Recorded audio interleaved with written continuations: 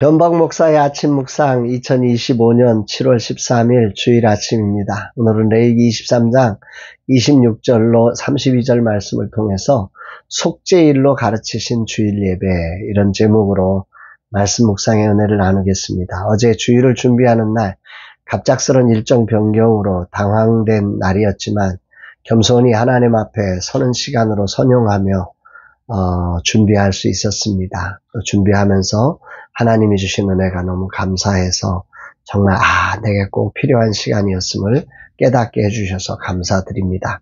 말씀을 준비하면서 이렇게 날마다 저를 새롭게 하시는 하나님의 은혜가 얼마나 귀한지, 영혼의 샘물을 캘 수 있는 이런 목사로서의 직분을 주심이 얼마나 감사한지, 그래서 주님께 감사로 오늘도 예배를 드릴 수밖에 없는 것 같습니다. 이날 주님은 어떤 말씀으로 인도하실까? 유대교 신앙에서 가장 중요한 날 중에 하나를 꼽으라고 하면 속죄일이라고 생각이 됩니다. 욤 키부르라고 하는 히브리 단어로 보면 욤 키부르라고 한다는데, 속죄의 날, 여기에 대한 규정이 오늘 본문에 나오고 있습니다. 27절 28절 일곱째 달 열흘 날은 속죄일이니 너희는 성회를 열고 스스로 괴롭게 하며 여호와께 화제를 드리고 이날에는 어떤 일도 하지 말 것은 너희를 위하여 너희 하나님 여호와 앞에 속죄할 속죄일이 됨이니라. 속죄일에 대한 규례를 담고 있어요. 이 속죄일은 일곱째 달 열흘째, 그러니까 히브리어로 말하면 티슈리월 10일, 그날에 속죄일을 정해서 드려라, 이렇게 말합니다. 그날은 아무 일도 하지 말아야 된다. 노동의 금지죠. 그런데 여기에 특징은 자신을 괴롭게 하여, 이렇게 표현을 나옵니다. 자신을 괴롭게 하라는 명령을 하고 있습니다. 어떤 일도 하지 말아야 하는 이유, 그날을 쉴 안식일이라고 정하면서 하나님 앞에 속죄받는 날이다. 그래서 이날은 거기에 집중하라, 이런 의미죠. 이때의 핵심은 개인적인 속죄가 아닙니다. 공동체 전체를 위한 속죄의 날이라고 하는 거죠. 이날은 안식일 중에 안식일이라고 불릴 정도로 안식일 개념의 속죄일을 지키게 되는 것입니다. 그래서 이날은 일체의 육체적인 쾌락과 노동이 금지되어지고 현대에도 정통 유대인들은 25시간 금식하고 기도하고 참회하는 정말 하나님의 속죄를 위하여서 집중하고 있다고 합니다. 히브리적 사고에서 이 속죄라고 하는 것은 단순히 어떤 죄를 씻는다, 이런 개념을 뛰어넘어서 하나님과의 관계를 회복한다, 이런 개념. 또 하나님과의 관계가 회복되었다는 것은 무엇이냐면 공동체와의 관계도 회복되었다. 또 자기하고의 관계도 다시 한번 회복되는, 이런 것들을 의미하는 것입니다. 그래서 유대인 전통 속에는 이 속죄일 전에 반드시 다른 사람과의 화해를 매우 강조하고 있죠. 왜 예수님도 너희가 하나님 앞에 예배하다가 뭐가 걸린 게 있다고 하면 가서 그 사람과 화해하고 와서 하나님을 예배하라, 이렇게 말씀하셨지 않습니까? 이게 바로 유대인들의 나름의 전통을 가지고 예수님이 말씀하신 거거든요. 어쨌든 이 속죄일은 하나님의 공의와 하나님의 사랑이 교차하는 놀라운 은혜의 순간입니다. 율법적 핵심이죠. 그 죄를 속죄하는 일이 너무너무 중요한 지점이죠. 그런데 이 속죄라고 하는 것에 가지고 있는 중요한 이슈는 뭐냐면, 이 죄는 심판이 있다는 거잖아요. 이 죄에 대한 심판, 하나님은 공의로우셔서 죄악을 심판하실 수밖에 없는 하나님이세요. 그럼에도 불구하고 이걸 심판으로 그치지 않고 여기에 대한 대안을 만들어 주신 날이 속죄일이라고 하는 거죠. 속죄일, 1년에 한 차례 속죄일을 만들어서 전 공동체적으로 이 죄를 속죄할 수 있는 길을 열어두신 것입니다. 정말 큰 은혜의 날인 거죠.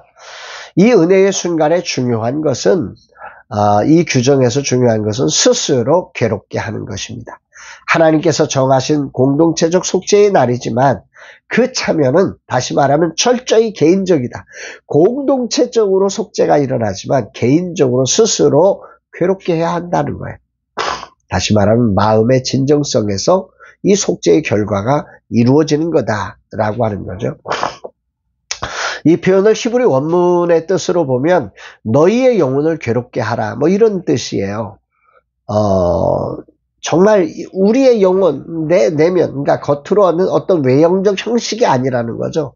내 영혼을 살펴보면서 내 영혼 안에 속죄해야 될 무엇이 있는지를 돌아보면서 정말 몸부림치는 과정을 통해서 속죄가 이루어지는 속죄일의 규례를 만드신 것입니다. 성경에는 직접적으로 이제 금식이라고 하는 단어가 사용되지 않았어요. 그런데 유대인들은 이 단어 스스로 괴롭게 하라고 하는 이 말을 금식 명령으로 해석해서 그렇게 실제 금식하는 경우들로 지키고 있다고 해요. 탈무드 규정에 의하면 이 스스로 괴롭게 하는 것을 5가지로 구체적으로 표현을 하고 있는데요. 첫 번째는 25시간의 금식, 음식과 음료 일체로 금지하고 있고요. 또 목욕을 금지했어요. 위생의 목적이 아닌 다음에는 절대 씻는 행위를 금지했어요. 그리고 기름 바르는 거, 향유, 로션, 화장품 뭐 이런 신체를 어떤 나름대로 꾸미고 장식하는 이런 것들을 다 금지한 거죠. 그 다음에 가죽 신발 착용. 이거는 편한 신발을 신지 못하게. 왜냐하면 편안함은 자만한 마음으로 생각한 거예요. 그래서 겸손하게 하나님을 찾아야 되는데 편안하면 하나님을 안 찾는다는 거죠. 그래서 가죽 신발도 착용을 금지했고요. 또 부부간의 성적 관계도 금지해서 육체적인 쾌락을 자제하고 하나님께 집중해서 하나님의 속죄를 누리라고 하는 이런 것으로 해석을 한 거죠. 정리해보면 속죄일은 단지 반복되는 매 1년마다 반복되는 율법의 절기로서 끝나는 게 아니라는 거예요. 하나님의 공의와 자비가 맞닿는 은혜의 거룩한 자리였다는 거고 모든 일을 멈추고 일상의 편안함에서 한 발 물러나서 하나님과의 관계를 다시 회복시키며 그 하나님과의 관계의 회복이 공동체의 회복이 되고 자기 자신과의 관계의 회복이 되어서 하나님의 형상으로서의 삶을 회복하게 하는 거룩한 하나님이 주신 은혜의 날이다. 이 날은 개인적으로는 전체적으로 공동체의 속죄가 일어나는 날이지만 그 중심에는 각 개인이 참된 회개와 마음의 응답을 통해서 이루어지는 날이었다. 이렇게 정리해 볼 수 있을 것 같습니다. 오늘 이 말씀은 내게 어떤 의미가 있을까? 히브리서 기자는 이 구약적인 이런 절차들을 이렇게 고백을 했어요. 한계를. 히브리서 10장 1절에 율법은 장차 올 좋은 일의 그림자일 뿐이요 참 형상이 아니므로 해마다 늘 드리는 같은 제사로는 나오는 자들을 언제나 온전하게 할 수 없다. 그러니까 이렇게 스스로 괴롭게 하고 제사장을 통해서 속죄의 예물을 드리고 하는 이거는 해마다 해야 되는 반복된 제사였고 그러나 그거는 완전한 속죄를 이룰 수 없었다. 이 한계를 히브리서 기자는 분명히 이제 신약으로 넘어와서 예수 그리스도를 통한 속죄가 필요함을 이야기하면서 이야기를 했죠. 그리고 나서 이제 오늘 우리의 예배에 대해서 히브리서 10장 10절에서 이렇게 말씀해요. 이 뜻을 따라 예수 그리스도의 몸을 단번에 들이심으로 말미암아 우리가 거룩함을 얻었노라. 이제 우리는 스스로 괴롭게 하고 제사장을 통한 속죄 예배가 속죄 제사가 아니라 오늘 예수 그리스도를 믿음으로 그분이 십자가 위에서 자신의 몸을 완전히 드림으로 단번에 영원한 속죄를 이루어서 우리를 거룩해 했으니 이것을 믿음으로 하나님의 은혜를 믿음으로 받아들임으로 이 놀라운 속죄의 은총을 누리는 것이다. 이렇게 말씀을 한 것입니다. 그렇습니다, 여러분. 구약의 속죄일은 해마다 반복되는 자기 절제와 제사를 통해서 하나님의 공의 앞에서 죄를 깨닫는 그리고 그 죄를 속함받는 날이었지만 신약에서는 예수 그리스도께서 단번에 이루신 속죄로 말미암아 믿음으로 이 은혜를 누리는 삶으로 우리가 초대된 것입니다.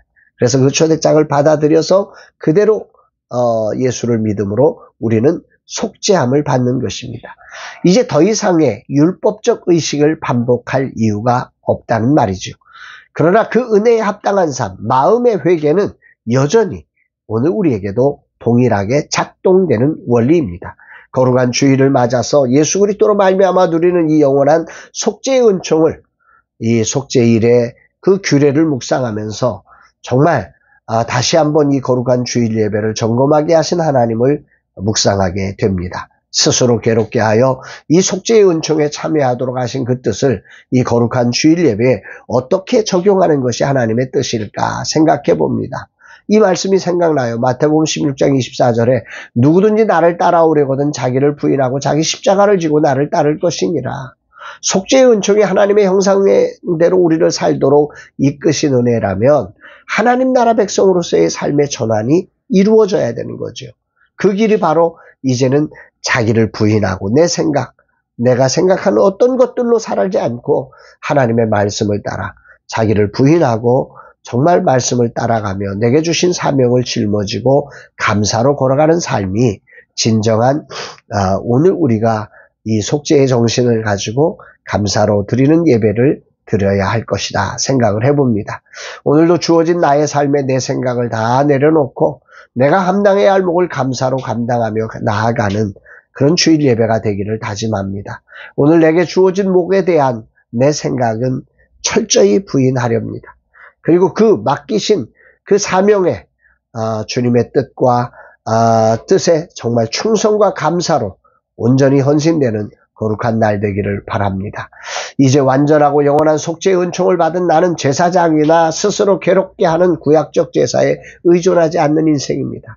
오히려 나는 삶의 자리에서 나의 목에 제단을 세워드리고 예수 그리스도의 은혜에 감격하는 삶으로 응답해야 합니다.